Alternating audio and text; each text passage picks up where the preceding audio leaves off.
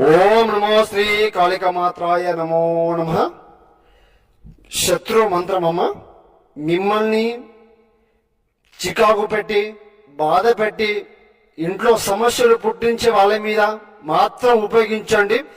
ఏకం శత్రు మూల కర్మం యోగం పరిపూర్ణం రక్తం బలి ఏక గ్రహణం పాదగ్రహణం మోక్షం శత్రు ఏకదండం మోక్షం కరిష్యే జీవితం ఏక పద్మగ్రహణం వారణం సంఘనం యాగం. జీవితంలో కూడా కోలుకోలేనంత దెబ్బ తీయచ్చమ్మా.